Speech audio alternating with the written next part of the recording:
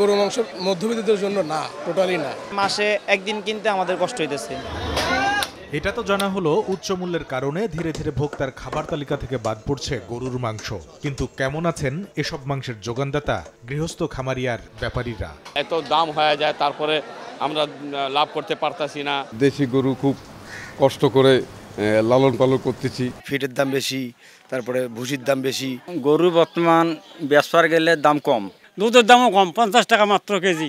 দেখা যায় গরু পুষে কোনো লাভ জোটে না। খামারি আছে যারা এই গরু করতে গিয়ে ধ্বংস হয়ে যাচ্ছে। যখন ভালো নেই মাংসের ক্রেতা বিক্রেতা কেউই, তখন খাত বিশেষজ্ঞদের যুক্তি বাজারে 1 কেজি গরুর মাংস পাওয়ার কথা সর্বোচ্চ 650 টাকায়। নর্মাল ফার্মারদের যে প্র্যাকটিস, তাদের উৎপাদন খরচ এবং তাদের মার্কেটিংয়ে সব মিলে আসলে 500-600 টাকা বা 650 এর বেশি আসলে মাংসের দাম বেশি হওয়া উচিত না। বাস্তবতা বলছে সময় এসেছে এমন উপায় বের করার যেখানে সাশ্রয়ী মূল্যে গরুর মাংস কেনার সুযোগ পাবেন ক্রেতা, আর তা সরবরাহ করে ভালো থাকবেন গৃহস্থ খামারিরা। এই তাগাদা এসেছে স্বয়ং প্রাণী সম্পদ অধিদপ্তরের national technical regulatory committee NTRC থেকেও। গত বছরের 11 সেপ্টেম্বর অনুষ্ঠিত এনটিআরসি উপকমিটির প্রথম সভার প্রথম সিদ্ধান্তে দামের ঊর্ধ্বগতি বিবেচনায় জরুরি ভিত্তিতে ডেইরির পাশাপাশি বিফ ব্রিডের প্রজনন শুরু করার সুপারিশ করা হয়েছে। প্রাণী সম্পদ অধিদপ্তর কি হাঁটছে সেই পথে? আমি কোনো মাংস জাতের এগেনস্টে ড্রামাটিক্যালি বলবো না। একটা কথা যখন উঠে সরকার তখন এগুলোকে ইগনোর করে দিতে পারে না। এবার জানা দরকার বাংলাদেশের আবহাওয়া বিবেচনায় সবচেয়ে এগিয়ে আছে মাংস উৎপাদনকারী কোন জাতের গরু। আমেরিকান ব্রাহ্মা ব্রিডার্স অ্যাসোসিয়েশনের তথ্য, সবচেয়ে বেশি তাপমাত্রা সহ্য করতে পারে ব্রাহ্মা। সরকারের বিফ ক্যাটেল ডেভেলপমেন্ট প্রকল্পের মূল্যায়ন, কম খরচে বেশি মাংস চাইলে বিকল্প নেই ব্রাহ্মার।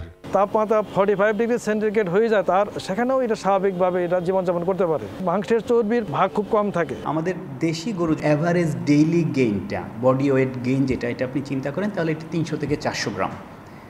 এটাই যদি ক্রস ব্রিড আমরা চিন্তা করি, এটা 800 থেকে 1200 গ্রাম পর্যন্ত হয়। আর উন্নত মাংস জাত যেগুলো আছে সেগুলো দেখা যাচ্ছে 1500 থেকে 2000 গ্রাম পর্যন্ত হয়। বাংলাদেশ ডেইরি ফার্মার্স অ্যাসোসিয়েশন বলছে, ব্রাহ্মার মতো মাংস উৎপাদনকারী জাতের গরু স্বাভাবিক পালনের সুযোগ দেয়া হলে অবশ্যই স্বস্তি পাবেন মাংসের ক্রেতা বিক্রেতা। হাত পা বেঁধে রেখে, পৃথিবী থেকে বিচ্ছিন্ন করে রেখে খামারিদেরকে মাংসের দাম কোনোদিন কমবে না। ব্রাহ্মার মতো অধিক মাংস উৎপাদনকারী জাত যদি আমাদের দেশে আসে, উইদিন 5 years আপনি দেখবেন যে মাংসের দাম আস্তে আস্তে অন্তত আমরা বিশ্বাস করি 20% দাম কমে যাবে। খাত সংশ্লিষ্টরা বলছেন, এখন দেখার বিষয় ঠিক কতদিন পর ব্রাহ্মার উপর থেকে কঠোর নিয়ন্ত্রণ তুলে দিয়ে সাশ্রয়ী মূল্যে গরুর মাংস খাওয়ার সুযোগ করে দেয় প্রাণী সম্পদ অধিদপ্তর। বিফ ক্যাটেল আমরা কখনো করবো না, আমি কি বলতে পারি। কামরুল হাসান সবুজ, সময় সংবাদ, ঢাকা।